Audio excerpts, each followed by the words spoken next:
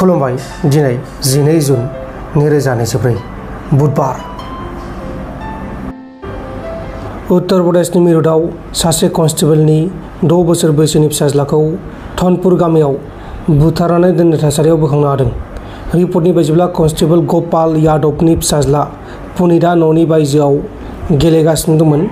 बे समावनो माखासे दुथांफोरा खाबु लानानै किडनेप खालामनानै लांनायनि उनाव गपाल यादवनि नखरनिफ्राय गांसे लाइजामनि गेजेराव 50 लाख रांखौ दाबिदोंमोन आरो बेनि उनावनो पुलिसआ लकेलनि सासे आइजोनि सायाव सन्देह जानानै बे आइजोखौ हमना लांनायनि उनाव गथ'नि गोथै सह'खौ गामिनि खुसेर बागाननिफ्राय बोखांनो हादों आरो बेनि उनाव आरोबाव नखरसेनि सानै बिसि आरो फिसायनि सायाव सन्देह जानानै बिसोरखौबो लांनाय जादों।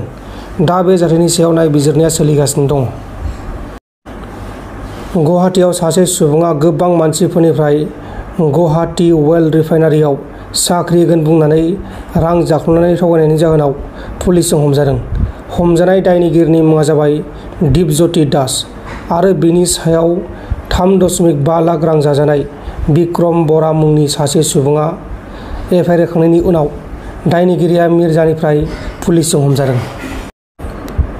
कार्बि आंलं जिल्लानि डिफुनि सिङाव थानाय देनगावनि भेरिफार फेरि रंपि गामियाव सासे उन्दुबाय थानाय आइजोखौ सिनाय मोनै दुथांफोरा हरनि 1 रिंगासो समाव गावथारना गालांदों। गावथारजानाय आइजोनि मुङा जाबाय हाकुरी टिसपी, 23 बोसोर बैसोनि। गुवाहाटीआव मालायनि नखराव हाबै सिखाव खालामग्रा आरो मालायनि मबाइलखौ सिख'नानै लाना खारग्रा 3 सिखावखौ पुलिसआ एरेस्ट खालामबाय।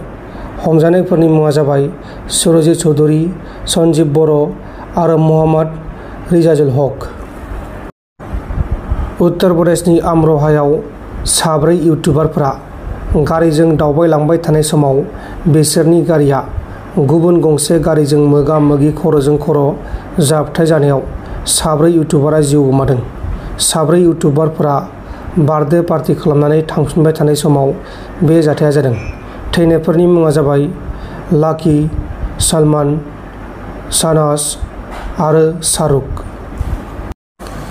त्रिपुरानि सिपाहीजालायाव फरायसालिनि दैखरखौ साफा खालामबाय थानाय समाव 3 मावथि लेबारफोरा सिङाव हाबनानै हां लानो हायै जानानै थैदों। थैनाय मावथिफोरनि मुङा जाबाय शम्भु कुमार देबारमा, सुक्रमणि मुराद सिंह आरो अशोक कुमार त्रिपुरा। मध्य प्रदेशनि इन्दर सिटीआव जीआरपी पुलिसआ रेलवे पुलिसआ सासे आइजोखौ टुक्रानै खालामनानै बेनि गोथै सह'खौ बेग सिङाव सोनानै ट्रेन सिंनिफ्राय दोननायाव बोखांनो हादों आरो बेगआव आइजोनि आखाइ आरो आथिं बाहागोआ गैयामोन। नाथाय बे जाथायखौ सोर खालामखो, मानि जाहोनाव खालामखो बेखौ गुमुर मोनथ'नाय जायाखै आरो बे बेगखौ ट्रेनाव दोननानै दायनिगिरिया खारखोमालांदों होननानै सन्देह खालामनाय जादों। दा बे जाथायनि सायाव नायबिजिरनाया सोलिगासिनो दं। महाराष्ट्रनि लातुराव मटर साइकेलजों थांबाय थानाय सासे सेंग्राया गोबां अखा आरो बार बारनायाव लामायाव थानाय साइन बर्डआ बिनि सायाव हरखाब गोलैसिननायाव बे थैदों। थैनाय सेंग्रानि मुङा जाबाय दानेश्वर बालाजी सेका। क'क्राझार मेडिकेल कलेजआ जाब्लानो थाखानाय आरएनबि सिभिल हस्पिटालखौ बोखारनांगौ, बियो जानो हाया। मेडिकेल कलेज एन्ड हस्पिटाल जादों मोजांनि बाथ्रा, नाथाय आरएनबि सिभिल हस्पिटालखौ बोखारनो मोना होननानै रायजो राजाफोरा दाबि खालामगासिनो दङ। खुनु जेबो फाराग गैयासे रुपनाथ ब्रह्म सिभिल हस्पिटालखौ जेरै दं लाखिनांगौ होननानै जों आन्दलन खालामदों। बे आन्दलना सानबा जाबाय आरो जों लुबैदों जे बेसरगाव जानाखि सिभिल हस्पिटाल मेडिकेल कलेज जागोन, बे मेडिकेल कलेज जाथों आरो बे मोजाङै जाथों। जोंहा बेयाव खुनु बादा बुंनांगौ बाथ्रा गैया।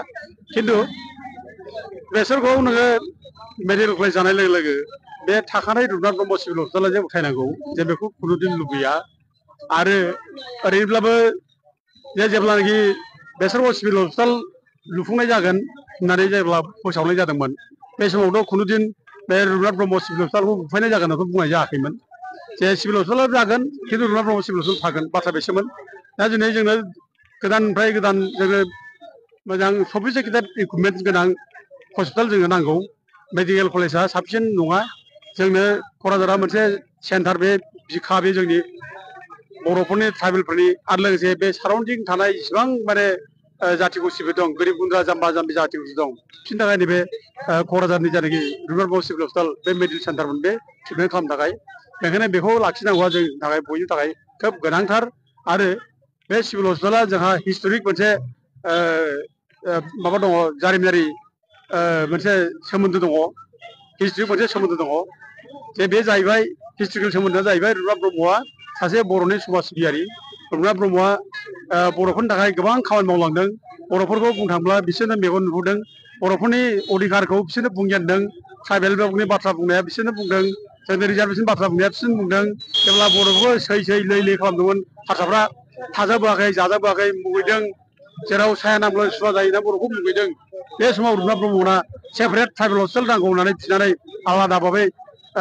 फरायनायनि आलादा भाबै ट्राइबेलफोरनो थानायनि बेबस्था खालामनो थाखाय दाबि खालामदों दा गथे रुपनाथ ब्रह्मआ सासे गिदिर समाज सिबियारि जाथियाव गिदिर मोनसे कन्ट्रिबिउसन दं दा बेबायदि कन्ट्रिबिउसन थानाय रुपनाथ ब्रह्मनि बे मुङाव सिभिल हस्पिटाल लुनायखौ जे बोखारफिननो नागिरनाया जोबोर अननाय बे खुनु सैजो खालामथाव नङा बे जोंनि थाखाय गिदिर ग्रेट हिउमिलेसन जोंनि थाखाय बे जोंखौ असनमान खालामनाय जादों बर'फोरनि एक्जिस्टेन्सखौ असनमान खालामनाय जादों गतिके बेखौ जों सैजो खालामनो हाया रुपनाथ ब्रह्मनि नामाव जा सिभिल हस्पिटाल लुबाय बे साबसिननिफ्राय साबसिन जानांगौ बे गिदिरनिफ्राय गिदिरसिन जानांगौ जों बेखौनो दाबि खालामो बेनिखायनो बे दिनै बेसरगाव मेडिकेल कलेज बानायनाय लोगो लोगो जे रुपनाथ ब्रह्म सिभिल हस्पिटालखौ बोखारनो हादों बेखौ जों माने गोख्रै निन्दा खालामो आरो बेखौ लांनो होआ आरो जों बेखौ गाबथागोन जुजिगोन आरो आन्दलनखौ जों खालामबाय थागोन जों बेनि थाखाय गोबां सावरायनाय जाबाय दा जों सानबा खालामबाय सानबाल' नङा जों दिनै डिसिनि थ्रुयै गभर्नरनो मेम'रेन्डाम हरनाय जाबाय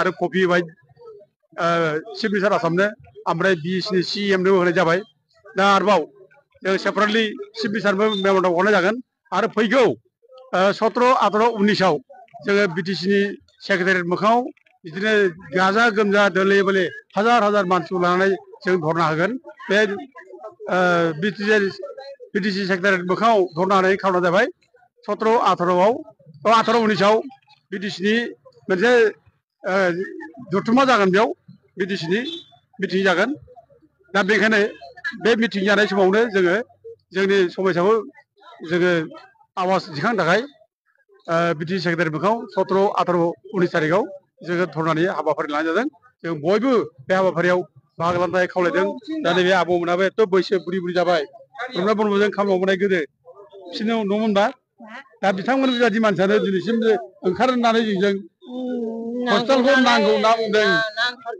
बिसोर नांगौ ना बुंदों बिसोरनि बायदि मानसिनि माने बाथ्रा होनब्ला जोङो थुलुंगानाय मोनो गोसोआव बोलो मोनो बेखायनो जों दिनै बांसिननिफ्राय बांसिन बोलो मोनदों आरो बे बोलोखौ जों बांसिन फोरागोन आरो आइ आफा रायजो राजा बयबो दोले बोले बेयाव बाहागो लाफैनांगौ जों बयबो खावलायहरो नोंथांमोन दिनैनि खौरांफोरा बेखिनिल'मोन बेखिनिसिम नायनायनि थाखाय नोंथांमोननिसिम रोजा रोजा साबायखर गोजोन्थों एसेनोसै जय बर' हारिनि